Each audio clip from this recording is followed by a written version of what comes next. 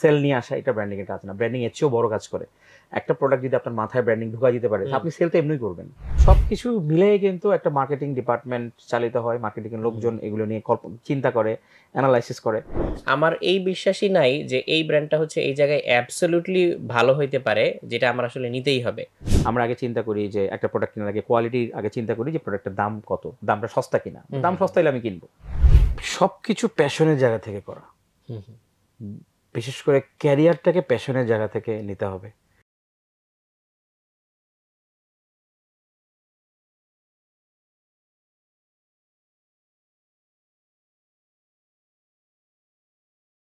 প্রিয় দর্শক, আসসালামু আলাইকুম, স্বাগত জানাচ্ছি গল্পগ্রাফির নতুন পর্বে। আজকে আমাদের সাথে অতিথি হিসাবে উপস্থিত আছেন সুপরিচিত মুখ প্রলয় হাসান ভাইয়া। ভাইয়া আসসালামু আলাইকুম। ওয়ালাইকুম আসসালাম। কেমন আছেন ভাইয়া? ভালো আছি, আপনি কেমন আছেন? আলহামদুলিল্লাহ, আমিও অনেক ভালো আছি। তো আমরা এপিসোড শুরু করার আগে ভাইয়ার সাথে গল্প করছিলাম কিছু বিষয় নিয়ে। তো ভাইয়ার তো আসলে হচ্ছে অনেকগুলো পরিচয়, আমরা শুরু করতে পারি হয়তো অল্প কিছু দিয়ে, তারপর হয়তো ভাইয়ের সাথে কথা বলতে বলতে আগাতে পারি। ভাইয়া কিন্তু আমাদের বেস্ট সেলার একজন রাইটার। সো ভাইয়ের এই পরিচয়টা আমরা অনেকে জানি। ভাইয়ের বেশ কিছু বই আছে সুন্দর সুন্দর, সেগুলো নিয়েও আজকে আলাপ হবে। জি। ভাইয়া ব্র্যান্ড কনসালটেন্ট হিসেবে কাজ করছেন, তারপর মার্কেটিং এক্সপার্ট হিসেবে কাজ করছেন। তো এগুলো আমরা ভাইয়ার মুখ থেকে শুনবো। তবে প্রথমে ভাইয়ের কাছ থেকে যেটা জানতে চাই, ভাইয়া আপনি যে বিষয়গুলো নিয়ে কাজ করছেন, হ্যাঁ, এই বিষয়গুলো নিয়ে আপনার কাজ করার আগ্রহটা আসলে কবে থেকে? মানে আমি যদি আরো সিম্পলি বলি যে আপনার ব্যাকগ্রাউন্ডটা যদি বলেন যে কেন এই জিনিসগুলো নিয়ে কাজ করার আগ্রহ হলো, তারপর আমরা হয়তো আপনার কাজের ডিটেলসে ঢুকতে পারি। ঠিক আছে, কোনো সমস্যা। থ্যাংক ইউ রাতুল ভাই। আসলে যেটা বলছিলাম আর কি, আমি অনেকবারই পডকাস্টে বা ইয়েতে টক শোতে বা ভিডিও বক্তব্যে এটা বলেছি। সো আমার অডিয়েন্সের কাছে এটা অনেকটা চর্বিত চর্বণ মনে হবে, কিন্তু গল্পগ্রাফি যেহেতু নিজস্ব অডিয়েন্স আছে, আমার আশা করি তাদের কাছে এটা নতুন হবে। তো যা হোক, যে টু অ্যান্সার ইউর কোশ্চেন ভাইয়া, আমার বেসিক্যালি আমার মার্কেটিংয়ের বই, আমি সবসময় বলি ভাইয়া যে আমি মার্কেটিংয়ে অনেক বেশি দক্ষ বা অনেক বেশি আমার অভিজ্ঞতা, ব্যাপারটা এমন কিছু না। মানে এটা আমি হাম্বলনেস দেখায় বলছি, ব্যাপারটা এরকম কিছু, দিস দ্য ফ্যাক্ট। তাহলে আমি কেন বই লিখলাম, এটা একটা বড় কারণ হচ্ছে আমি যেই পজিশন থেকে লিখেছি সেটা মানে আমার কাছে মনে হয়েছে যে there is a huge demand, কিন্তু কোনো সাপ্লাই নেই। ফর এক্সাম্পল, আমার যে প্রথম বইটা ছিল আমার সবচেয়ে জনপ্রিয় বই, নন মার্কেটারদের জন্য মার্কেটিং, করোনার পরের বছরই বের হয়েছিল 2021 সালে। তো ওই বইটা লেখার ব্যাকগ্রাউন্ডের একটাই কারণ আছে, যে সেটা হচ্ছে যে এরকম বই আমি বাংলাদেশে পাইনি আমি, ঠিক আছে, লোকাল বিজনেস কেস স্টাডি। তো আমরা যখন পড়াশোনা করেছি মার্কেটিং নিয়ে, যখন আমার মেজর ছিল ওই সময় আমি দেখেছি, আমি বিদেশি কোম্পানির কেস স্টাডি পড়েছি, তারপরে অ্যামাজন, গুগল, অ্যাপল, এদের কেস স্টাডি পড়ে এমন মজা লাগে পড়তে, দ্যাটস ফাইন, অনেক কিছু শেখার আছে। কিন্তু আমি যখন পাশ করে বেরোনোর পর লোকাল মার্কেটে কাজ করা শুরু করলাম, আমি কোনো রিলেভেন্সি খুঁজে পেলাম না। তো দেখা গেল যে আমি একটা মানে কিং কর্তব্যে বিমূঢ় অবস্থায়, মানে ওই কেস স্টাডিজ গুলোর তো সোশিও ইকোনমিক ব্যাকগ্রাউন্ড অনেক ডিফারেন্ট, বাংলাদেশের থেকে অনেক ডিফারেন্ট। সো এইখানে টোটালি আপনি ইররিলেভেন্ট বাংলাদেশের তুলনায়, একদমই বাংলাদেশের এটা এক সিনারিওটা একদম টোটালি ডিফারেন্ট। যেমন আমি যখন গ্র্যাজুয়েশন করেছিলাম ওই অস্ট্রেলিয়াতে, তখন আমার বইয়ের উপরে লেখা ছিল only for Australia and New Zealand. তার মানে হচ্ছে মার্কেটিংয়ের বইগুলো is very much geographical location centric, nation centric, even মানে টাইম রিলেভেন্টও বটে। হ্যাঁ অবশ্যই, এক সময়কার জিনিস আর সময় কাজ করবে, সেম জিনিস সেম মেথড। হয়তো অস্ট্রেলিয়ায় খুবই সাকসেসফুল, বাংলাদেশে ওটা চরম আনসাকসেসফুল হবে। ইন্ডিয়ান সাবকন্টিনেন্টে চরম সাকসেসফুল, ওইখানে অস্ট্রেলিয়া গিয়ে চরমভাবে ব্যর্থ হবে। সো এইটা very much dependent on target audience, ঠিক আছে, geographical location, target audience, socio economic culture, এইসব জিনিসগুলো। মানে এটার মার্কেটিংয়ের কোনো সিলভার বুলেট ফর্মুলা সাধারণত থাকে না। ডিজিটাল মার্কেটিংয়ে অনেকটাই আছে, কিন্তু ট্র্যাডিশনাল মার্কেটিংয়ে অনেকটাই নাই। তো যার ফলে আমরা যখন কেস স্টাডি পড়তাম, তখন আমি খুব মজা পেতাম পড়ে, এবং খুব ভালো রেজাল্ট করেছিলাম মাশাআল্লাহ। এবং আমি ওই সময় আমার হাইয়েস্ট নাম্বার ছিল আমার ক্লাসে সবচেয়ে। তো এবং আমার কখনো প্ল্যান ছিল না যে আমি লেখক হবো ভাই, মানে একদম মানে কসম করে বলতে পারি এটা, ঠিক আছে, মার্কেটিং এর লেখক হবো এমন এটা কখনোই প্ল্যান ছিল না, ঠিক আছে। আমার ইচ্ছা ছিল যে যদি কখনো আমি বই বের করি, লেখক হয় না, বই বের করার হয়তো একটা প্ল্যান ছিল, এবং তবুও এটা সায়েন্স ফিকশন বই, ফিকশন মানে নন ফিকশনে কখনোই কোনো বই ছিল না। অনেকে বলতে পারে যে হ্যাঁ, এটা বেস্টসেলার লেখকরাও সবসময় বলে এই কথা যে আমার কখনো লেখক হওয়ার শখ ছিল না বা ইচ্ছা ছিল না, কিন্তু আসলেই তাই। ওই গল্পটাও আমার শুনতে আগ্রহ হচ্ছে যে আপনি কি সায়েন্স ফিকশন বই লিখতে চান। হ্যাঁ অবশ্যই, নিশ্চয়ই আপনার মাথায় একটা গল্প আছে। ঠিক আছে, এখন এইটা বললে আবার অন্যদিকে চলে যাবে, আর আপনি তাহলে মনে করাই দিয়ে, আমি তাহলে বলে দিব।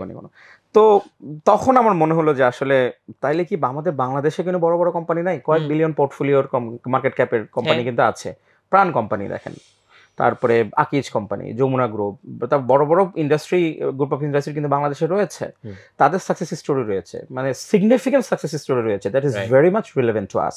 সেগুলো কেন আমাদের ডকুমেন্টেড হচ্ছে না, পড়ানো হচ্ছে না, বিশ্ববিদ্যালয়ের পাঠ্যসূচিতে কেন অন্তর্ভুক্ত হচ্ছে না, বা অ্যাটলিস্ট বই কেন বেরোচ্ছে না, মানুষ এটা নিয়ে কথা বলছে না? ইউনিভার্সিটি লাইফেই আমার এই প্রশ্নটা তখন মাথায় আসলো।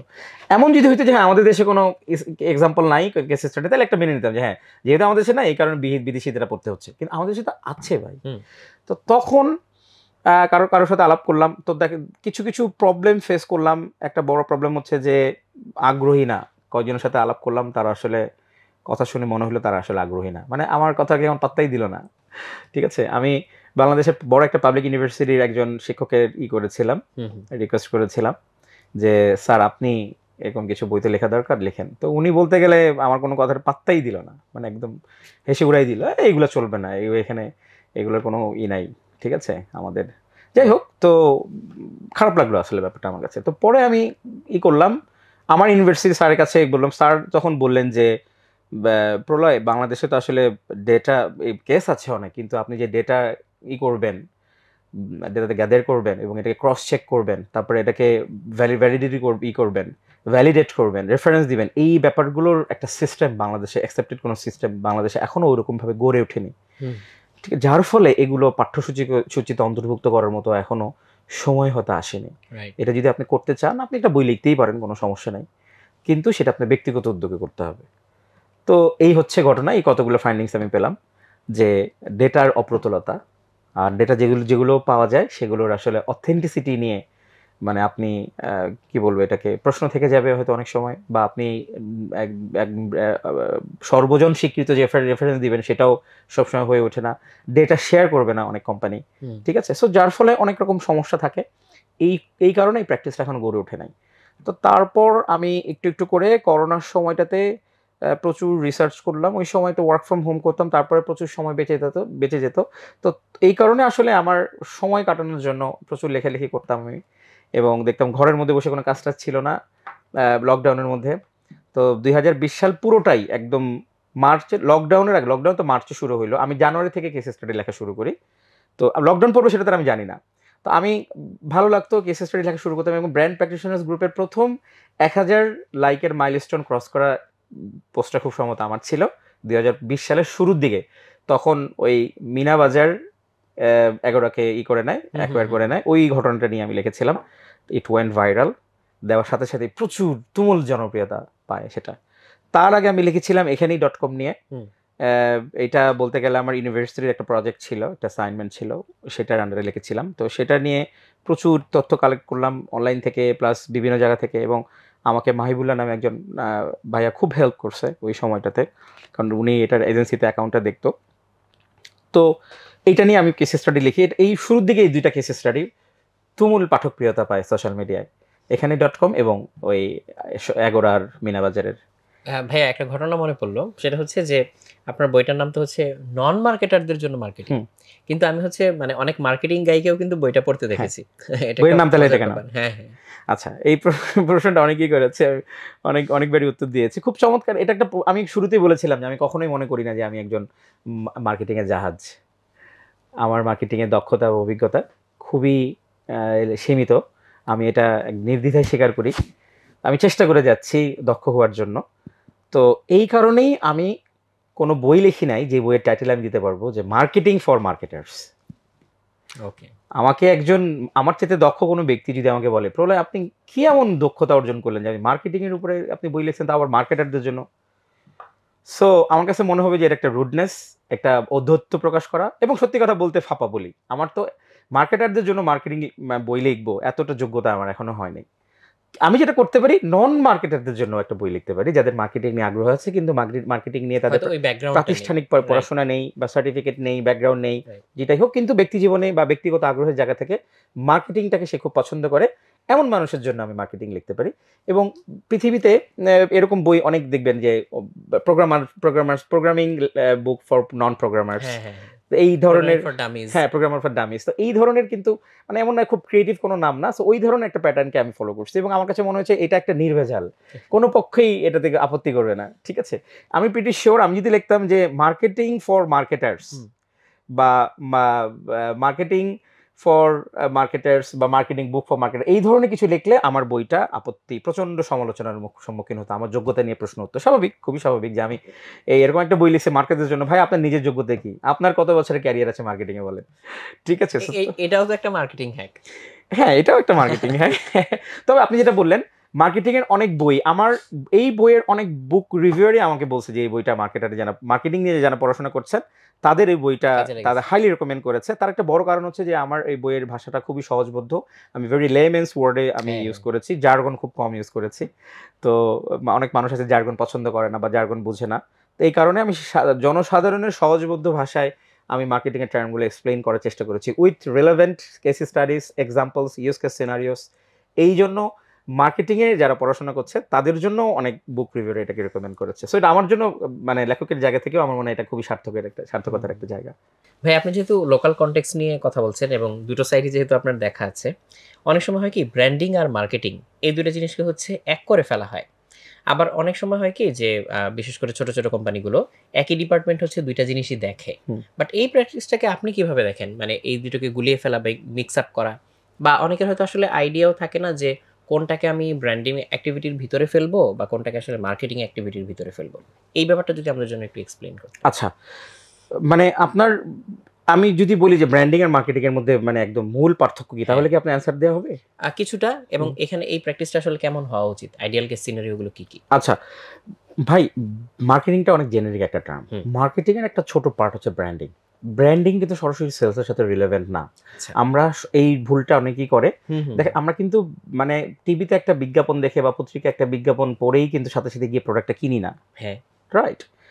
এবং বিজ্ঞাপনের উদ্দেশ্যও তা না বা ব্র্যান্ডিং এর উদ্দেশ্যও তা না ডিরেক্টলি সেলস বাড়ানো না। ব্র্যান্ডিং এর উদ্দেশ্য ব্রেইনে আপনার ব্র্যান্ডটাকে, টার্গেট অডিয়েন্সের ব্র্যান্ডটাকে সেট করে দেওয়া, নামটা সেট করে দেওয়া, ঠিক আছে, ব্র্যান্ডিং এলিমেন্টসকে সেট করে দেওয়া, লোগো, কালার প্যালেট, ঠিক আছে, ব্র্যান্ড কালার, এই জিনিসগুলো টার্গেট অডিয়েন্সের মাথার ভিতরে সেট করে দেওয়াটা হচ্ছে ব্র্যান্ডিং এর কাজ। ডিরেক্ট সেল করে দিয়ে আসা, সেল নিয়ে আসা, এটা ব্র্যান্ডিং এর কাজ না। ব্র্যান্ডিং এর চেয়েও বড় কাজ করে। একটা প্রোডাক্ট যদি আপনার মাথায় ব্র্যান্ডিং ঢুকা দিতে পারে, আপনি সেল তো এমনি করবেন, সেল এটা এমনি আসবে, অটোমেটিকলি আসবে, আপনি ওই প্রোডাক্টটা এমনি আপনি কিনবেন, রাইট। কিন্তু এটা যদি আপনার মাথায় না থাকে, আপনি একটা আপনার জরুরত থেকে যদি কিনেন, প্রয়োজনীয়তা থেকে কিনেন, তার মানে কি প্রয়োজনীয়তা ফুরিয়ে গেলে আপনি এটা কিনবেন না, আপনার মাথা থেকে হারিয়ে যাবে। ব্র্যান্ডিং মূল উদ্দেশ্য হচ্ছে মাথার ভিতরে ঢুকায় দেওয়া যে ভাই দিস ইজ মাই প্রোডাক্ট, একদম ঢুকায় নাও মাথার ভিতরে, তুমি যতদিন বেঁচে থাকবা ঢুকায় নাও। এই ক্যাটাগরিতে আমি, এই কারণে আমরা মার্কেটিং, আমার বইয়ের এটা শুরু হয়েছে, শুরুর দিকে একটা চ্যাপ্টার ছিল যে এই বইটার কথা বলছিলাম, নন মার্কেটারদের জন্য মার্কেটিং। টমা বলে একটা টার্ম আছে, top of the mind awareness বা টপ অফ মাইন্ডে থাকা একটা ব্র্যান্ডিংয়ের ব্র্যান্ড ম্যানেজার বা ব্র্যান্ড হেড অফ ব্র্যান্ডের মূল কাজটা হচ্ছে তার টার্গেট অডিয়েন্সের টপ অফ দ্য মাইন্ডে তার ব্র্যান্ডটাকে ঢুকায় দেওয়া। এক কথায় এটা হচ্ছে ব্র্যান্ডিং ব্র্যান্ড প্র্যাকটিশনারদের কাজ। আচ্ছা ঠিক আছে, নাম্বার ওয়ান। নাম্বার টু হচ্ছে মার্কেটিংয়ের কাজ হচ্ছে আপনার ব্র্যান্ডগুলোকে ম্যানেজ করা বা ব্র্যান্ডিং ডিপার্টমেন্টকে ম্যানেজ করা, প্রাইসিং সেট করে দেওয়া, মার্কেটিং স্ট্র্যাটেজি সেট করে দেওয়া, তারপরে প্রমোশনাল ক্যাম্পেইন ডিজাইন করা, সেলসকে আপনার করা, সুপারভাইজ করা বা কন্ট্রোল করা বা ডিরেক্ট করা, যেটাই বলেন। তো এই ধরনের অনেকগুলো কাজ মিলে, সেলস ব্র্যান্ডিং কাজ মিলে কিন্তু মার্কেটিং ডিপার্টমেন্ট হয়। মানে এটা বলতে গেলে একটা জেনারিক ডিপার্টমেন্ট, হলিস্টিক একটা অ্যাপ্রোচ। এইটা থেকে বের হয়েছে মার্কেটিং ডিপার্টমেন্ট থেকে বের হয়েছে ব্র্যান্ডিং, মার্কেটিং ডিপার্টমেন্ট থেকে বের হয়েছে সেলস, ঠিক আছে। সো তারপর অ্যাডভার্টাইজিং, তারপরে সিএসআর, এগুলো সব কিন্তুই এটার সাথে জড়িত। তারপর প্রাইসিং ক্যালকুলেট করা, এবং মার্কেটিং এর সাথে আপনার অ্যাকাউন্টিং, ফিন্যান্স, ইকোনমিক্স এগুলো কিন্তু অনেক জড়িত। অনেকে বলে যে মার্কেটিং করলে অ্যাডভার্টাইজমেন্ট করা যায়, অ্যাডভার্টাইজমেন্ট দেখা যায়, বেটা নিয়ে অ্যানালাইসিস করা যায়। অ্যাডভার্টাইজমেন্ট খুবই খুবই খুবই ছোট একটা পার্ট মার্কেটিংয়ের এটা অনেক অনেক মানে একটা সমুদ্রের মতো। বাট এমনিতে ধরেন আমরা যারা মার্কেটিং ব্যাকগ্রাউন্ডের না, আমাদের কাছে কিন্তু মনে হয় যে না এটা হয়তো অনেক বড় একটা পার্ট বা খুব বেশি হয়তো ওয়েট ক্যারি করে, আসলে তা না। অবশ্যই ওয়েট ক্যারি করে, অবশ্যই বড় একটা পার্ট এবং অবশ্যই কমপ্লেক্স একটা পার্ট, বরং মানুষ এটা মনে করে না যেটা অনেক ওয়েট ক্যারি করে। আচ্ছা, যেমন ওই গালিব ভাই সেদিন বলতেছিল যে গালিব বিন মোহাম্মদ ভাইয়া, যে আমার খুব প্রিয় একজন মার্কেটার, উনি বলতেছিল যে বাংলাদেশে মার্কেটিং করা হচ্ছে সবচেয়ে কঠিন কাজ। তার কারণ হচ্ছে বাংলাদেশের সবাই এক একজন এক্সপার্ট মার্কেটার মনে করে নিজেকে। মার্কেটিং ওটাতে আবার জন্য এক্সপার্ট হায়ার করতে হয়, আমি তো মার্কেটিং করতে পারি। ব্যাপারটা আসলে তাই। হালকা মানুষজন ভারী মনে করে না মার্কেটিংকে, এত জটিল মনে করে না, এই কারণেই সবাই এত কনফিডেন্ট মার্কেটিং নিয়ে।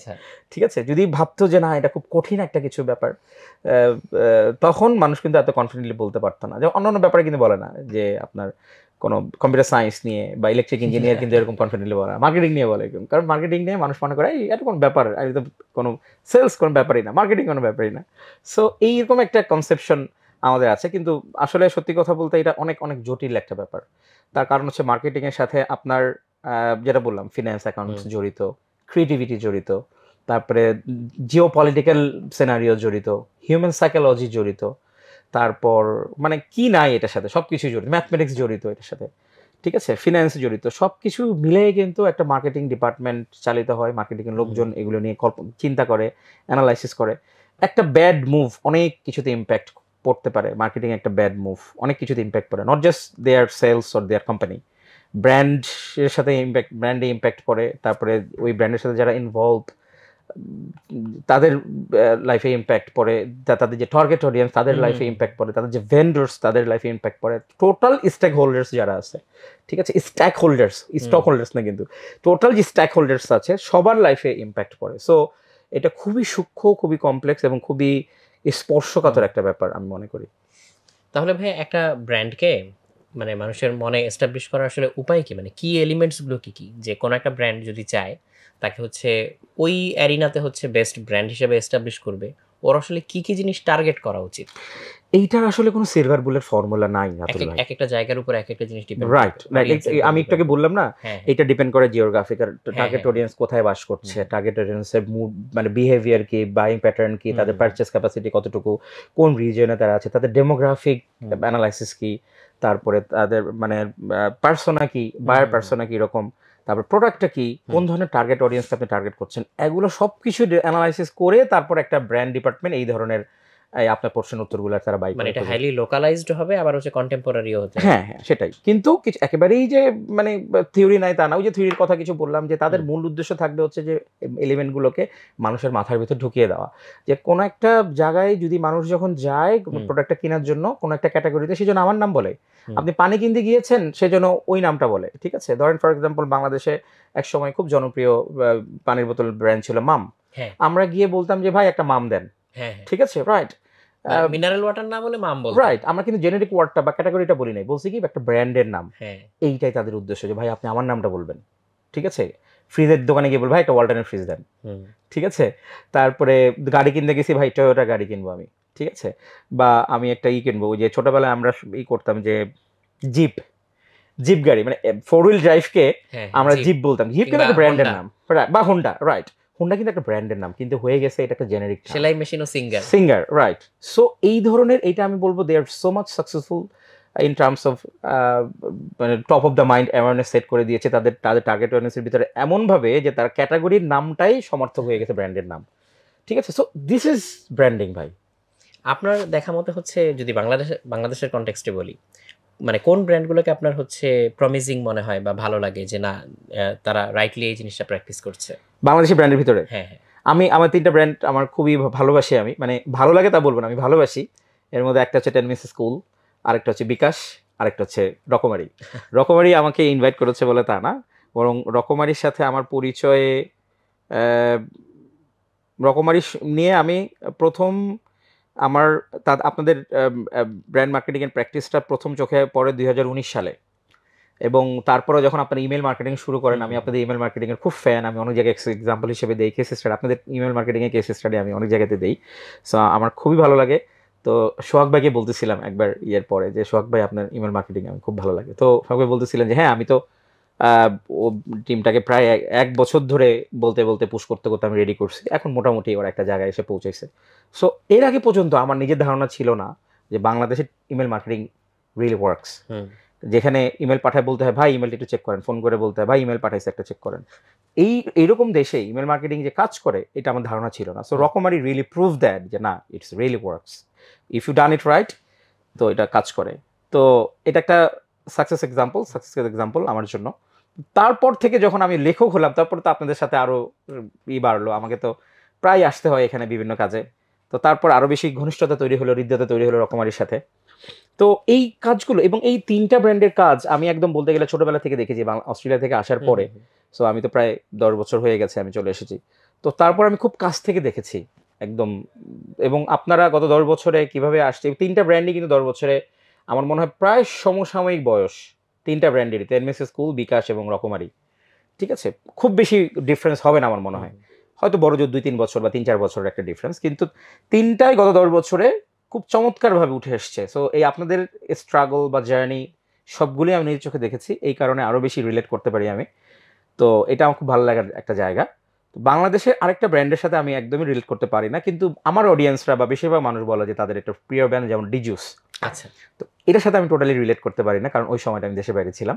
সো ডিজুস নিয়ে আসলে আমার কোনো স্মৃতি নাই, কোনো ইমোশনাল কোনো কানেকশন নাই। সো কেউ যখন আমাকে বলে ভাইয়া আপনি ডিজুস নিয়ে কিছু লেখেন, আমি আসলে ওই নিজের ভিতর থেকে তাড়নাটা অনুভব করতে পারি না। আমার একটা বড় সমস্যা হচ্ছে যে আমি ফরমাইশি কাজ খুব একটা করতে পারি না, বিশেষ করে ক্রিয়েটিভ কাজগুলোর ক্ষেত্রে।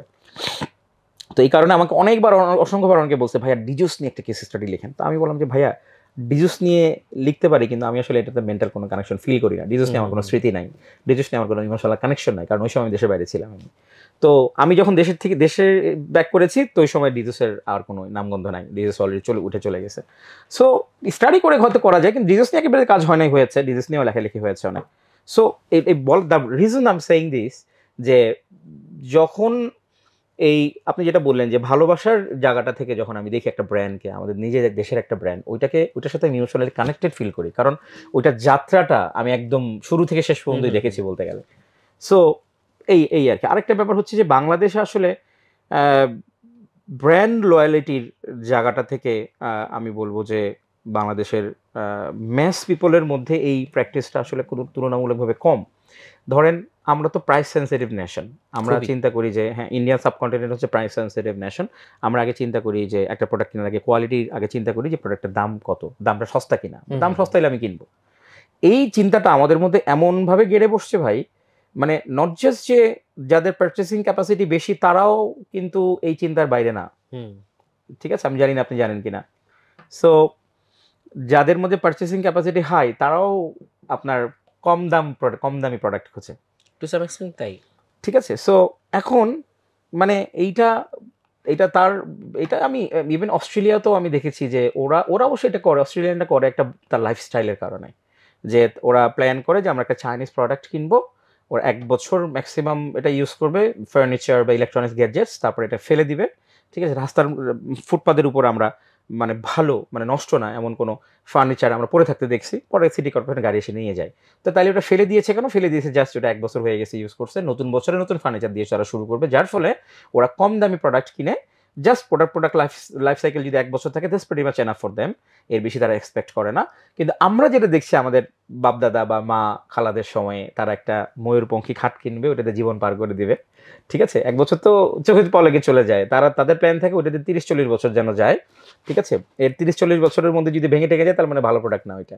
আচ্ছা, সো এইটা একটা আমাদের সাবকন্টিনেন্টের মধ্যে এই জিনিসটা আছে যে তারা একটু কম দামি খুঁজে, কিন্তু ওটার লাইফ সাইকেল যেন একটু বেশি হয়, এরকম একটা টেন্ডেন্সি। কিন্তু সারা পৃথিবীতে এই ব্যাপারটা চেঞ্জ হচ্ছে, যে হ্যাঁ আমি কম দামি জিনিস কিনবো, আমি এক্সপেক্ট করবো যেটা 1 বছর বেশি যাবে না, 1 বছর পর আমি ফেলে দিচ্ছি, নতুন জিনিস কিনছি। তাতে হচ্ছে কি আমার জিনিসের প্রতি বাজেটটাও কম লাগতেছে, প্লাস প্রতি বছর নতুন নতুন জিনিস পাচ্ছি, নতুন নতুন ডিজাইনের জিনিস পাচ্ছি। যেহেতু ওরা বেশি লাইফস্টাইলের দিকে ফোকাস, মডার্ন লাইফস্টাইলে অভ্যস্ত, বা এটা ওদের কনসার্ন, এই কারণে এটা ওদের জন্য খুব মানে খাপ খেয়ে যায়। এই কারণে ওরাও কস্ট সেভি হয়ে গেছে, ওরা অল্প, এমন না যে ওদের পার্চেসিং ক্যাপাসিটি কম এই জন্য কস্ট সেভি, তার আমাদের তো পার্চেসিং ক্যাপাসিটি কম বলে আমরা হচ্ছে price sensitive nation. So mass পিপলের জন্যই যেটা সঠিক। কিন্তু যদি আপনি ধরেন ইউরোপিয়ান কালচার বা আপনি ধরেন আরাবিয়ান মিডল ইস্টার্ন কালচার, ওরা হচ্ছে আপনার দেখে, ওরা হচ্ছে আপনার প্রাইস যেটা বেশি এবং ওটা কোয়ালিটিতে যেটা ভালো সেটাতে ওরা আগে করে, যে কোয়ালিটি তোমার কেমন ভালো, no don't worry about the price, ভালো কোয়ালিটি হলে আমি বেশি দাম দিয়ে নিব। তো এখন যার ফলে হয়েছে কি, প্রাইস সেন্সিটিভ নেশনে আসলে ব্র্যান্ড লয়ালিটিটা করা খুব টাফ। তার কারণ হচ্ছে ব্র্যান্ডিং ইজ এক্সপেন্সিভ ভাই। আপনি যদি ব্র্যান্ডিং করেন, you have to spend a lot of money on a product or brand. এখন এই টাকাটা তো আপনি পকেট থেকে দিবেন না, রাইট? এটা তো উসুল করবেন, রাইট? যে কোম্পানি এটা লাভটা মানে দ্বিগুণ বা কয়েকগুণ উঠায় নিয়ে আসবে লাভটা, রাইট? সো এখন এইটা আলটিমেটলি কনজিউমারের পকেট থেকেই যাবে। তো এখন যার ফলে ব্র্যান্ডিং এর করতে হলে আপনাকে প্রাইসটা একটু বাড়ায় দেওয়া লাগতেছে, যে হ্যাঁ যেহেতু প্রিমিয়াম প্রোডাক্ট এটার ব্র্যান্ডিং আছে একটু বেশি দাম, কিন্তু আবার বেশি দামের প্রোডাক্ট কিন্তু যেহেতু আমার প্রাইস সেনসিটিভ নেশন, আমরা তো বেশি দামি প্রোডাক্ট নিচ্ছি না, ব্যালেন্স। সো এই কারণে দেখা যায় যে আমাদের মধ্যে ব্র্যান্ড লয়ালিটিটা খুব কম। আমরা দোকানে গিয়ে মোটামুটি অনেকেই হয়তো আমি নিজেও অনেক সময় বলি যে ভাই যেটার মধ্যে সবচেয়ে কম দামি ওইটাই দেন, কারণ I don't care about the brands, I don't care about like যে এইটার কতটুকু। এটা কি মানে শুধুই প্রাইস সেনসিটিভিটি, নাকি অন্য আরো কোনো ব্যাপার থাকতে পারে? যেমন হচ্ছে যদি সিমিলার 3টা প্রোডাক্ট থাকে, আমার এই বিশ্বাসই নাই যে এই ব্র্যান্ডটা হচ্ছে এই জায়গায় অ্যাবসলিউটলি ভালো হইতে পারে, যেটা আমার আসলে নিতেই হবে। সো আমি 3টাকে আসলে সমান ক্যাটাগরিতেই ধরতেছি, যে এখান থেকে হয়তো আমি 19-20 হয়তো একটু কম বেশি সার্ভিস পাবো, তাহলে আমার জন্য যেটা প্রাইস কম আমি সেটাই নিতে পারি। হ্যাঁ, এবং যারা অনেক সময় কিনে তারা এরকম এটা চিন্তা করেই কিনে, কিন্তু ধরেন যদি সিগনিফিকেন্ট ডিফারেন্স হয় তখন তো সে এটা কখনোই যাবে না এটা। অথবা সবসময় যেটা সত্যি তাই না, কিছু কিছু জায়গায় আছে যারা কাস্টমারের ব্র্যান্ড লয়ালিটি অনেক ভালো, কাস্টমার দরকার হইলে টাকা জমায় হইলেও ওইটা কিনে, কারণ তার ব্র্যান্ড পারসেপশন বা ব্র্যান্ডের প্রতি আস্থাটা এত বেশি, কাস্টমার তখন এই স্যাক্রিফাইসটা করে যে আমি দরকার হলে কদিন পরে প্রোডাক্টটা কিনবো। যেমন হচ্ছে জেনারেল এসি, জেনারেল এসির ক্ষেত্রে মোটামুটি এটা আপনারা হয়তো সবাই জানেন যে জেনারেল এসি কিনলে লাইফ টাইম পার হয়ে যায়, 2-3 প্রজন্ম, না? সো 20-30 বছর চলে যায়। সো এই কারণে আমি আমার অনেক ফ্রেন্ডকে দেখেছি যারা মধ্যবিত্ত, ওরা বলে যে ভাই দরকার হলে আমি 2 বছর পর এসি কিনবো, কিন্তু টাকা জমা আমি জেনারেল এসি কিনবো। জেনারেল এসি তো আপনার 1 লাখ, 1,20,000, 30,000, যেখানে আপনি 70-75,000 টাকায় এসিটা পাচ্ছেন, সেম এসিটাই জেনারেল এসিটাও দেখা যাবে 1,30,000 বা 1,20,000। সো অনেক টাকা ডিফারেন্স, 50-60,000 টাকা difference, significant amount of money. এই টাকাটাও তারা ইয়ের জন্য দিচ্ছে, দ্যাটস বিকজ তাদের আস্থা আছে যে হ্যাঁ জেনারেল ব্র্যান্ডটা আমাকে ওই রকম রিটার্নই দিবে, যদি আমি 50,000 টাকা বেশিও দেই আমি এটা 15-20 বছর চোখ বন্ধ করে চালাতে পারবো, যেটা আমাকে অন্য ব্র্যান্ড দিচ্ছে না এই আস্থাটা। সো ব্র্যান্ড লয়ালিটি খুব কম, আমি নাই একেবারেই বলবো না, খুব কম, স্পেশালি লাক্সারিয়াস ব্র্যান্ডে বা প্রিমিয়াম সেগমেন্টে এটা আছে, ঠিক আছে। তারপরে ধরেন ইভেন ইয়েরও ধরেন একটা জায়গাতে হয় বাংলাদেশে যে অনেক যে আপনি দেখবেন অনেক ইন্ডাস্ট্রি স্যাচুরেটেড হয়ে গেছে, স্যাচুরেটেড জায়গায় আপনি ব্র্যান্ড লয়ালিটি ক্রিয়েট করা বা আপনার প্রিমিয়াম প্রোডাক্ট প্লেস করাটা ভেরি টাফ, ঠিক আছে। এটার একটা সুন্দর হচ্ছে উপায় হচ্ছে কাস্টমার সার্ভিসে ফোকাস করা। আপনি বাজারে এই প্রোডাক্টটা 10টা কোম্পানি দিচ্ছে এবং আপনার চেয়ে সস্তাও দিচ্ছে, আপনার কাছে তাও মানুষ কিনতেছে, তার মানে আপনার একটা স্ট্রং একটা ইউএসপি আছে যেটা অন্য কারো নাই। আমি কেয়ার করি আমার কাছে, আপনি কেয়ার করেন, আপনার আফটার সেল সার্ভিসটা খুব ভালো, ঠিক আছে। ওয়ালটনের আফটার সেল সার্ভিস কিন্তু খুব ভালো। ওয়ালটন প্রোডাক্ট কিন্তু ধরেন আমি বা তারাও গ্যারান্টি দিয়ে বলতে পারবে কিনা আমি জানি না যে এটা জেনারেলের চেয়ে ভালো কিনা ওয়ালটনের এসি, বা তারা হয়তো কম্পেয়ার করে না যদিও, ঠিক আছে। বা হয়তো অনেকেই জানে যে ওয়ালটনের এসি ভালো না জেনারেল এসি ভালো, সেই এই অ্যান্সার অনেকেই জানে, এটা নিয়ে হয়তো কেউ সন্দেহ করে না। কিন্তু জেনারেল এসি কিনলে কাস্টমার সার্ভিস দরকার নাই আপনার, ঠিক আছে। কিন্তু ইলেকট্রনিক জিনিস তো অনেক সময় লাখের উপর ফেভার করে, সাধারণত কিছু হয় না এটার, কিন্তু বাই চান্স যদি 1 বছর পর হয়ে যায় আপনার কাস্টমার সার্ভিস মানে ক্লেম করতে খবর আছে। কারণ কি জেনারেল মনেই করে যে আমাদের তো আসলে 5-10 বছরে কাস্টমার সার্ভিস দরকার হয় না, যার ফলে ওদের কাস্টমার সার্ভিসের ডিপার্টমেন্টই নাই, যার ফলে এই হতভাগা কাস্টমারগুলো বেশিরভাগ সময় জেনারেল এসি থেকেই কাস্টমার সার্ভিস পায় না। ফর এক্সাম্পল, আমার হয়তো নামটা ব্র্যান্ডের নামটা বলা উচিত না, মানে আমি জেনারিকলি বলতেছি, জেনারিক উদাহরণ করে বলতেছি না। ধরেন এমন একটা ব্র্যান্ড যে ব্র্যান্ডের খুব ভালো লয়ালিটি আছে, খুব ভালো সুনাম আছে, কাস্টমার সার্ভিস দরকার হয় না, ব্র্যান্ডের প্রোডাক্ট মানে নষ্ট হয় না সাধারণত, বাই চান্স ওইটা কেনার পরে যদি নষ্ট হয় তো খবর আছে, আপনি কাস্টমার সার্ভিস আপনার নিতে গিয়ে খবর হয়ে যাবে, আপনার প্রোডাক্টের গ্যারান্টি ওয়ারেন্টি ক্লেম করতে খবর হয়ে যাবে, কারণ এটা তাদেরও দোষ না, তাদের সিস্টেমটা নাই, কারণ দেয় না। গিয়ে বলবে ভাই আসলে আমাদের তো এটা নাই, কারণ কি ভাই বলে ভাই গত 3 বছরে আপনি প্রথম কাস্টমার যে এই প্রবলেম নিয়ে আসছেন, এখন ওই লোকেরও দোষ নাই, সে হতভাগা হয়েছে। এখন ওইটা নর্মালি ওয়ালটন যদি আপনাকে 2 দিনে করে দেয় ওই লোকের লাগবে 2 মাস, রাইট, ঠিক আছে। সো এটারও একটা মন্দের ভালো একটা, ঠিক আছে। ভাই আপনার কথা থেকে একটা টার্ম উঠে এসেছে, সেটা হচ্ছে এথিক্যাল মার্কেটিং। জি। আর রিসেন্ট আরেকটা টার্ম হচ্ছে এখন খুব কন্টেম্পোরারি পপুলার, সেটা হচ্ছে হালাল মার্কেটিং। তো এথিক্যাল মার্কেটিং আর হালাল মার্কেটিং এই দুইটা নিয়ে আপনার পার্সপেক্টিভটা যদি একটু জানতাম। আচ্ছা, আমার বইটার কথা বলি। হালাল মার্কেটিং নিয়ে আমার বই লেখার কোনো প্ল্যান ছিল না ফ্র্যাঙ্কলি স্পিকিং। প্রথম বইটা করার পর, নন মার্কেটারদের জন্য মার্কেটিং করার পর, আমি অনেকে ওখানে হালাল অ্যারোমেটিক হালাল সাবানের কথা লিখেছি এবং ওই সময়টাতে ছোট্ট করে একটু হালাল মার্কেটিং এর কথা আমি লিখেছিলাম। তো যার ফলে অনেকেই আমাকে বলেছে যে ইভেন যারা হচ্ছে মাদ্রাসা ব্যাকগ্রাউন্ডের, একজন মাদ্রাসার প্রিন্সিপাল আমাকে আমার পেজে নক করে বলেছিলেন যে আমার আমার কখনো জানা ছিল না যে মার্কেটিংয়েরও হালাল হারাম আছে, আপনার বই পড়েই আমি প্রথম জানতে পেরেছি। সো আমি আপনাকে অনুরোধ করব হালাল মার্কেটিং নিয়ে আরেকটু বিস্তারিত লেখেন, আমাদের জ্ঞানের তৃষ্ণা মিটে নাই আপনারা একটু পড়ে। তো তখন এবং এই কথাটা অনেকেই আমাকে বলছে যে প্রলয় ভাই এইটা খুব ইন্টারেস্টিং লাগছে, হালাল মার্কেটিং টার্মটা আমাদের কাছে নতুন, আপনি আরেকটু আপনি যত এত অল্প লিখছেন আমাদের মন ভরে নাই ওই বইতে। তো পরে ফেসবুকেও আমি একই অনুরোধ পেলাম, তো মনে হলো যে আমি হালাল মার্কেটিং নিয়ে লিখি, এবং হালাল মার্কেটিং টার্মটা নিয়ে বাংলাদেশে কিন্তু আর কোনো বই নাই। আমি যে 4টা বই লিখেছি সেটা কিন্তু এমন পজিশনিং থেকে লিখেছি যে এই বাংলাদেশে এরকম বই আর কখনো লেখা হয় নাই, এবং এটাই আমার ইউএসপি। সে আমি ব্লু ওশেনে করার চেষ্টা করি, ব্লু ওশেন স্ট্র্যাটেজি ফলো করার চেষ্টা করি, যেখানে ধরুন রেড ওশেন কামড়াকামড়ি, ওখানে আমি আমার এনার্জির সময় কোনোটাই নাই আসলে, যেখানে কম্পিটিশন নাই বা কম্পিটিশনটা ইররিলেভেন্ট, সেখানে আমার কাজ করতে মানে ভালো লাগে এবং সেখানে আমি কাজ করি। তা আমার মনে হয় সমস্ত বুদ্ধিমান মানুষেরই এটা করা উচিত। কারণ দেখেন কম্পিটিশনে কামড়াকামড়ি করে লাভ কি, যেখানে অনেক মানে হিউজ ডিমান্ড আছে কিন্তু সাপ্লাই নাই, ওইখানেই তো দরকার। ঠিক আছে, সো দেখেন যে বাংলাদেশে ডিজিটাল মার্কেটিং নিয়ে এত বই, সোশ্যাল মার্কেটিং নিয়েও কয়েকটা বই আছে, কিন্তু কন্টেন্ট মার্কেটিং নিয়ে কোনো বই নাই, অথচ কন্টেন্ট হচ্ছে ডিজিটাল মার্কেটিং এর হার্ট বলা হয়। আপনি অনলাইনে যে কোনো ধরনের মার্কেটিং করেন, আপনার কন্টেন্ট ম্যাটার্স, কন্টেন্ট ছাড়া কিছুই করতে পারবেন না, অথচ কন্টেন্ট মার্কেটিং নিয়ে কোনো বই নাই। কেন নাই আমি জানি না আসলে। আমি এমন না যে কন্টেন্ট মার্কেটিংটা আমি আল্লাহই নিয়ে নাজিল করছে আমার কাছে, আমি প্রথম হয়েছে, ব্যাপারটা এরকম কিছু না। কন্টেন্ট মার্কেটিং অনেক আগে থেকে এক্সিস্ট করতেছিল। হ্যাঁ, digital marketing, social media marketing সমসাময়িক সময় থেকেই। কন্টেন্ট মার্কেটিংকে আমাদের দেশের লেখকরা কেন এত অবজ্ঞা করলো, এড়ায় চললো, আমি আসলে রিয়েলি জানি না। যাক, ভালো হয়েছে তারা করে আমার জন্য সুযোগ করে দিচ্ছে, so I am really thankful to them. তো যেটা বলছিলাম ভাইয়া, এই এই কারণে আমার ইউএসপিটা হচ্ছে যে first book ever written in Bangla, local case study আমি প্রথম লিখেছি। এর আগে একেবারেই যে লেখা তা না, যেটা লেখা হয়েছিল ওটা একাডেমিক বই এবং পুরোটা কঠিন ইংরেজিতে। সো ওইটা মানুষজন পড়ছে একাডেমিক বই হিসেবেই যারা ইউনিভার্সিটি ছিল, এবং ওইটা তা ওটা সাইড বই ছিল, রেকমেন্ডেড ছিল, সবাই পড়ে নাই। বাংলা ভাষায় লেম্যান ওয়ার্ডে সহজবদ্ধ করে কেস স্টাডি বইটা আমার প্রথম ছিল, যার ফলে এটা এত বেশি বিক্রি হয়েছে, এবং আলহামদুলিল্লাহ বইটা বের হয়েছে 3 বছর হয়েছে, এবং গত 3 বছর ধরে এখনো আমি এটার অ্যাপ্রিসিয়েশন পাচ্ছি। প্রলয় ভাই, আপনার বইটা আমি কিনেছি, অনেক ভালো লাগছে, thank you for writing this masterpiece. এই ধরনের কথা বলছি আমি পাই, মানে প্রতিদিনই পাই অলমোস্ট। দেখেন বইটা বের হয়েছে 2021 সালে, এখনো পাই। So it's a big achievement for me, আলহামদুলিল্লাহ। আর সেকেন্ডলি হচ্ছে ভাই দেখেন, হালাল মার্কেটিংয়ের কথা বলছিলাম। হালাল মার্কেটিং নিয়ে যখন লেখার আগে আমি তখন সার্চ করে দেখলাম হালাল মার্কেটিং টপিকে পৃথিবীতে বই আছে মাত্র 2টা, এর মধ্যে আমারটা সেকেন্ড। আরেকটা বই মনে 2016 না 17 সালে বের হয়েছিল। এছাড়া স্পেসিফিকলি হালাল মার্কেটিং টাইটেলে কোনো বই নাই, এই 2টা বই আছে। কিন্তু আমি যেভাবে বইটাকে পজিশনিং করেছি, হালাল মার্কেটিং এর সাথে এথিক্যাল মার্কেটিং, যেটা আপনি বলতেছিলেন, সাস্টেনেবল মার্কেটিং, হ্যাঁ, তারপরে এই এথিক্স, সাস্টেনেবিলিটি, তারপরে ইকো ফ্রেন্ডলিনেস, এই জিনিসগুলোকে আমি একসাথে মার্জ করেছি হালাল মার্কেটিংয়ের সাথে।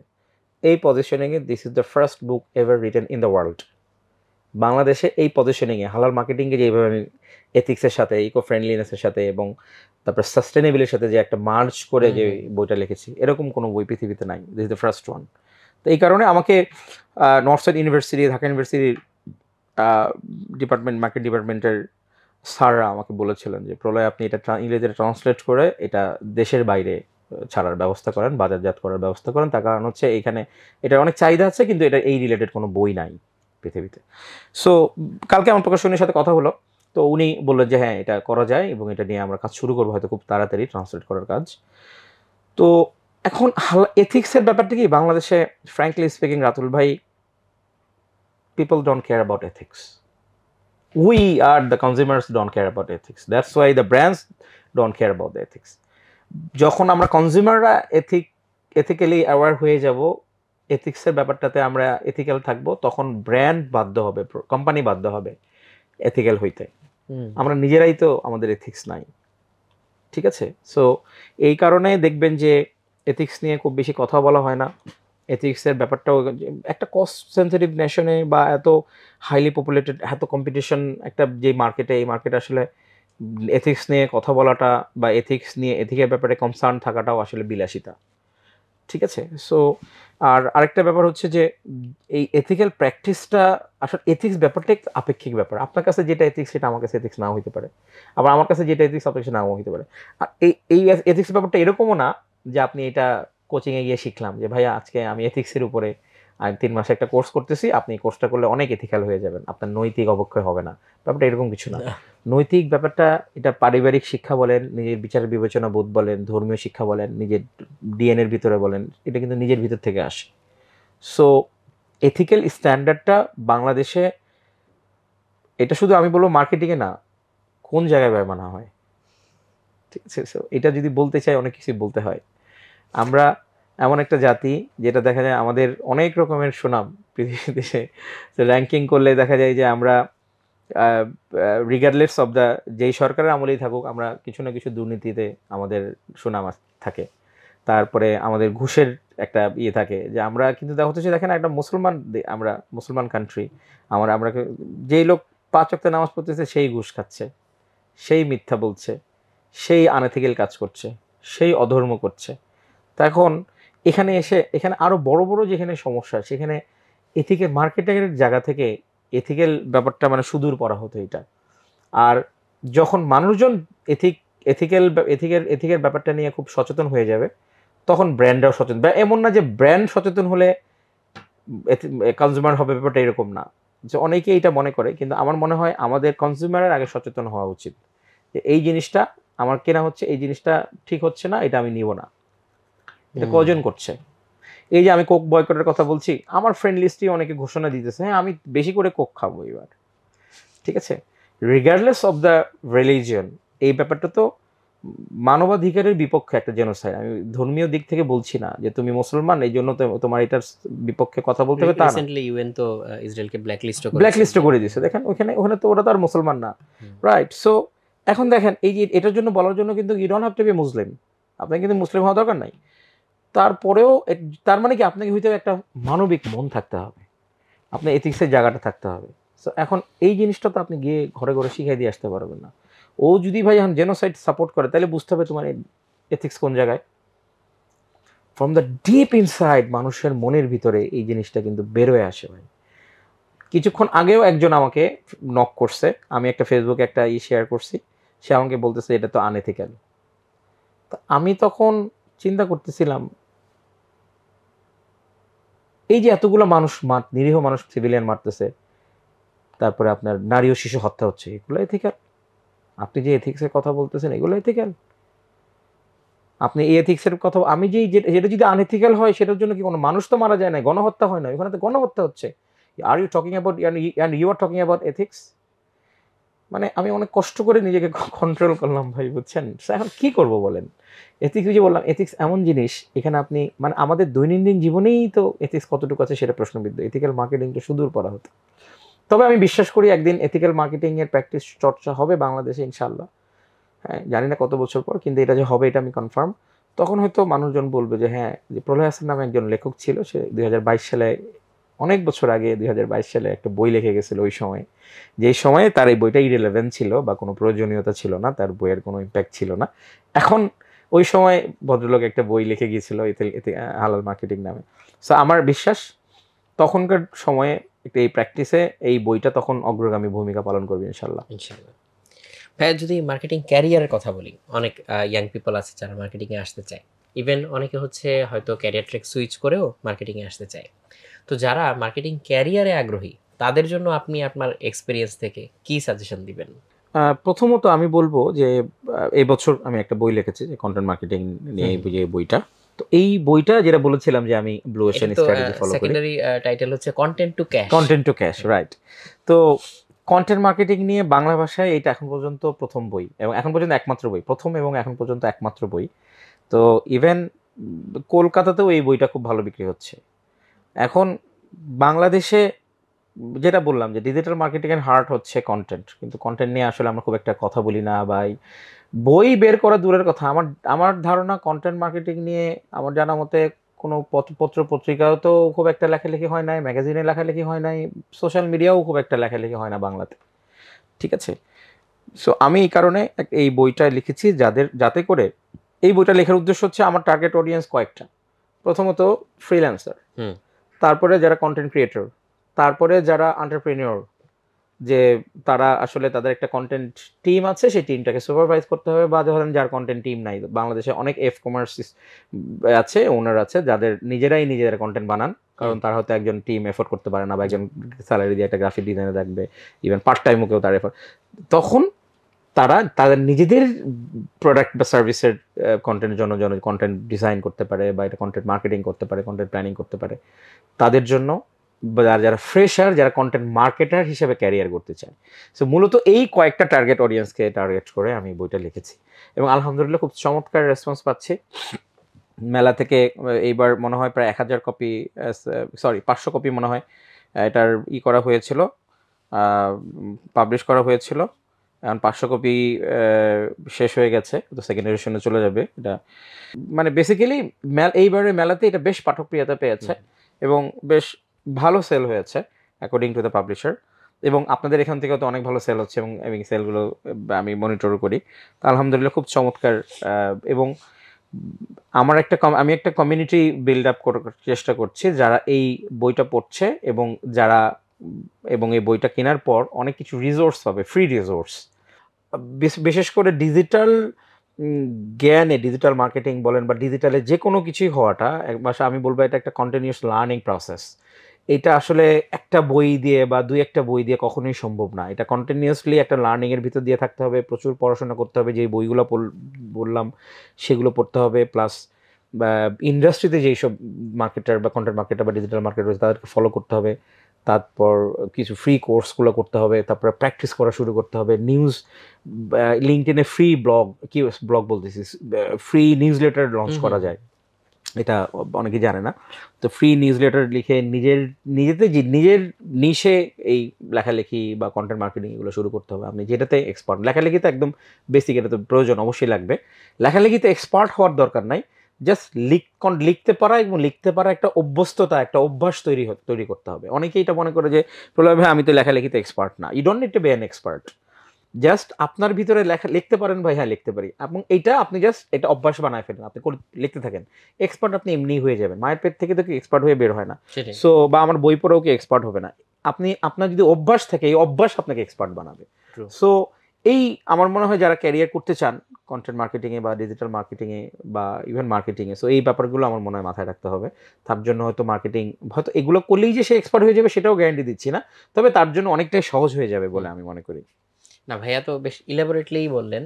তো আমি আমাদের অডিয়েন্সকেও রিকোয়েস্ট করব যে এই আলোচনা থেকে আপনি যে জিনিসগুলো পয়েন্ট আউট করতে পেরেছেন সেটা চাইলে আপনি কমেন্টে লিখতে পারেন। আপনার নিজের একটা কমিটমেন্ট কাজ করবে, আবার অন্যদেরও হয়তো উপকার হবে যে এক্স্যাক্টলি এই পয়েন্টগুলো আজকের পয়েন্টে উঠে এসেছে। এবং ডেসক্রিপশনে অনেক মানে প্রাসঙ্গিক লিংক থাকবে অনেক, যেটা দেওয়ার জন্য সুবিধাকর হবে। আমার বইয়ের লিংকটাও থাকবে তো না? ইনশাআল্লাহ। ঠিক আছে। তো প্রিয় দর্শক, আমরা তো আজকে অনেকক্ষণ ধরে ভাইয়ের সাথে আলাপ আলোচনা করলাম। তো যাওয়ার আগে ভাইয়ের কাছ থেকে জাস্ট একটা টিপস নিব। এটা মার্কেটিং রিলেটেড কিছু না, কিংবা হচ্ছে ক্যারিয়ার রিলেটেডও কিছু না। ভাই আপনার লাইফে যদি বলা হয় যে কোন দুইটা জিনিস আপনার চেয়ে ইয়াঙ্গার যারা, তাদেরকে আপনি বলবেন যে এই কাজটা অবশ্যই করবে আর এই কাজটা অবশ্যই করবে না, তাহলে আপনি কি পরামর্শ দিতেন? আচ্ছা, ভেরি টাফ কোশ্চেন হয়ে গেল। কোন দিকে বলবো আসলে,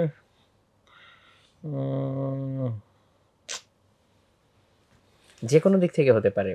কারো একজনের হয়তো লাইফের গোলকে রিয়েলাইজ করার ব্যাপারে হতে পারে, কিংবা লাইফকে মিনিংফুল করার ব্যাপারে হতে পারে। একটা অ্যাডভাইস আমি ইয়াং জেনারেশনকে করতে চাই।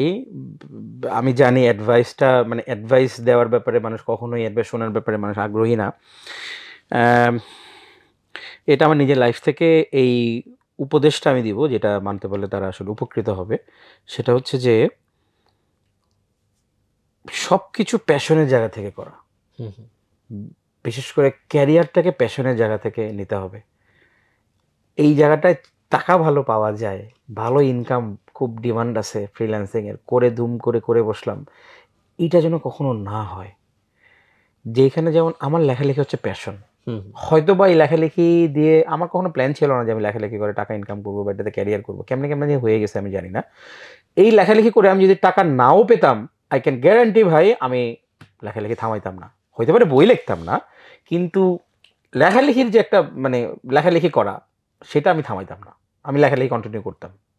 কারণ আমি ভাই লেখালেখি করে ইনকাম ফ্রিল্যান্সিং করছি হচ্ছে কন্টেন্ট রাইটার হিসেবে 2016-17 সালে, আর বই তো লিখি 2021 সাল থেকে, খুব বেশি বছর না। আমি তো লেখালেখি করি হচ্ছে, আমার জীবনের প্রথম উপন্যাস লিখেছিলাম ক্লাস 5-এ। আমি অনলাইনে লেখালেখি শুরু করি 2007 সাল থেকে।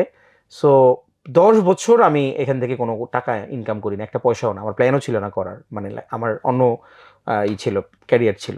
লেখালেখি করে কোনো টাকা উপার্জন আমাকে করতে হতো না, কিন্তু লেখালেখিটা আমি প্যাশনের সাথে করে গেছি টানা 10 বছর। 10 বছর পর থেকে আমি লেখক হয়েছি, আমি ফ্রিল্যান্সিং করেছি, কন্টেন্ট রাইটিং করেছি, ঠিক আছে, দ্যাটস ডিফারেন্ট স্টোরি।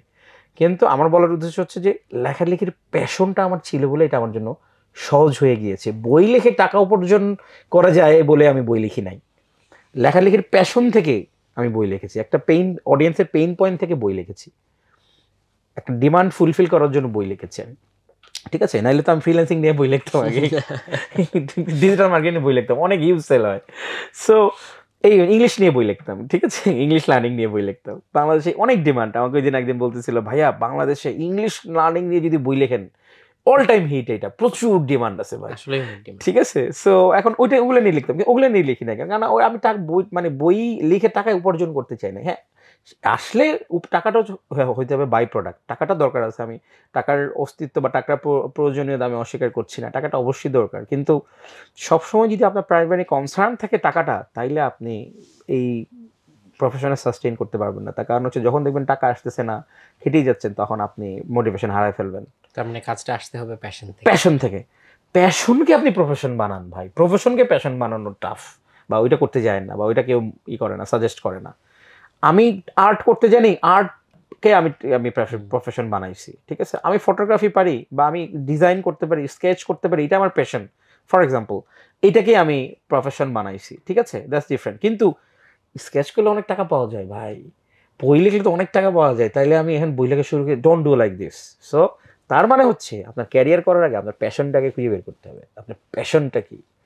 সো এইটা খুব ইম্পর্টেন্ট। আমি ইয়াং জেনারেশনকে আমি বলবো, অনেকেই আমাকে জিজ্ঞেস করে, ভাইয়া কন্টেন্ট রাইটিং করে তো অনেক টাকা পয়সা ইনকাম করা যায়, আমি এই জন্য কন্টেন্ট রাইটিং করতে চাই। দ্যাটস ফাইন, কোনো সমস্যা নাই। থ্যাংক ইউ যে তুমি thank you for being honest. কিন্তু আমি রেকমেন্ড করবো যে কন্টেন্ট মার্কেটিং ক্যারিয়ার করে অনেক টাকা পয়সা ইনকাম করা যায়, জাস্ট এটার জন্য এখানে আইসো না যদি তোমার প্যাশন না থাকে। সো এই যে কন্টেন্ট ক্রিয়েটররা অনেকে কন্টেন্ট ক্রিয়েশনে আসতেছে, এখানে প্রচুর ফেম পাওয়া যায়, প্রচুর ফ্যান ফলোয়ার থাকে, অনেক টাকা পয়সা থাকে, এর জন্য আসতেছে, দ্যাটস ফাইন, এগুলো ভালো।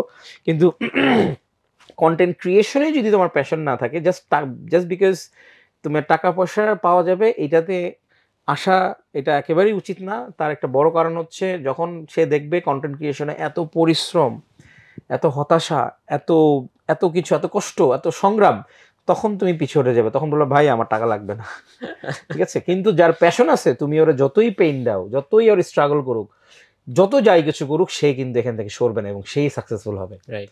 সো আমি কেউ যদি দেখেন, এবার আপনি নিজেও তো একজন কন্টেন্ট ক্রিয়েটর, আপনি নিজে অনেকগুলো হোস্ট করছেন, আপনি জানেন কি পরিমাণ এফোর্ট দেওয়া লাগে, কি পরিমাণ কষ্ট করতে হয়। সো এবং আমার মনে হয় আপনার এই জায়গায় এই কাজটা প্যাশন রয়েছে বলেই আপনি এখনো করতে পারছেন। সো এইটা সবার জন্য প্রযোজ্য।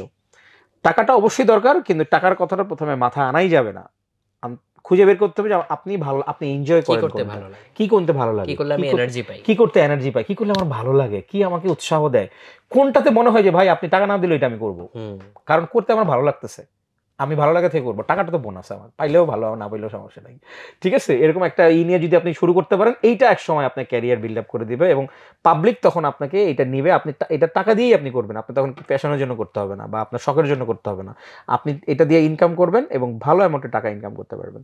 সো আমার কথা বিশ্বাস না হইলে, এটা যে কোনো সাকসেসফুল মিউজিশিয়ান, যে কোনো সাকসেসফুল ডিজাইনার, ফ্রিল্যান্সার, লেখক, রাইটার, কন্টেন্ট ক্রিয়েটর, যারা বসে জিজ্ঞেস করে দেখতে পারেন, আমার কথা যদি বিশ্বাস না হয়। পাওয়ারফুল। প্রিয় দর্শক, আমরা তো অনেকক্ষণ কথাবার্তা বললাম এবং আজকের আলোচনাটা বেশ ইন্টারেস্টিং ছিল, আমার নিজের কাছে অন্তত অনেক ইন্টারেস্টিং লেগেছে, আমার কাছে খুব ভালো লেগেছে কথা বলে। থ্যাংক ইউ ভাইয়া। এবং আপনারাও আপনাদের কোন পার্টটুকু ভালো লেগেছে এটা কিন্তু আপনারা হচ্ছে মেনশন করতে ভুলবেন না। প্লাস যদি হচ্ছে আপনার কোনো পরিচিত কাউকে যদি ভিডিওটা দেখাতে চান, তাহলে ডেফিনেটলি শেয়ার করলে তো সবাই দেখতে পাবে। তো আমরাও চাই আপনারা এই আলোচনাগুলো বেশি বেশি করে নিজেরা এনজয় করুন এবং হচ্ছে বাকিদেরকেও এটা দেখার সুযোগ করে দিন। তাহলে আজকে দর্শক আপনার কাছ থেকে বিদায় নিচ্ছি তো বটেই, ভাইয়ের কাছ থেকেও বিদায় নিয়ে নিচ্ছি। ভাইকে অনেক ধন্যবাদ আমাদেরকে এই সময়টুকু দেওয়ার জন্য। আপনাদেরকে অনেক ধন্যবাদ আমাকে আমন্ত্রণ জানানোর জন্য, খুব ভালো লাগছে। থ্যাংক ইউ সো মাচ ভাই। আর মাটন খিচুড়িটা অনেক মজা ছিল। আল্লাহ হাফিজ। আল্লাহ হাফিজ, আসসালামু আলাইকুম।